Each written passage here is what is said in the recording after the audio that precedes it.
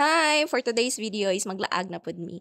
Ato rin mi sa farm balik, di ba? Naka-remember mo nga dito ko kamong sagingan, basakan. So balik mi dadto. Dapat di ginato kalimtan nga naaday tay bisitahon. Di pareha nimo ngalimtanon. Huy! Among basakan is medyo layo-layo man gid ni, so 10 minutes gid mi nga maglakaw ani ay sa mi maabot. Kauban ako akong manghod ani mao ay gihimo na akong videographer kay wa man ka. Huy! Unya makaagi pod mi dani og sagingan, kabasakan, di na amuha sa amuan ng silingan. Huy! Last na mong maagian mao ang kasagbutan. After 1 year naabot ra gyud mi. After 10 minutes ra di ay. Huy! So mao na day ni ang update sa among kabasakan, dagko na ang mga humay. Among kabasakan maayo kaayo pagkaatiman sa akong papa. Shout out sa akong papa nga kugihan kaayo. Ug dili pa ni kugihan, hagbay ra jud mi napasmo. Mao na gingon nga ang kugihan nga papa tagaan og anak nga gwapa. Huy! Amo agi nang giputos ng mga bunga sa saging kay aron dili tumtumon, aron gwapa liwat sa tag-iya. Huy!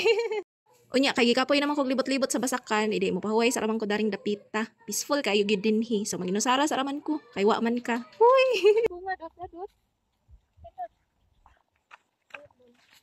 Hi, nanay watermelon gamay. May color na. Muli na mi, kauban na akong manghod. Thank you for watching. Bye! Huy!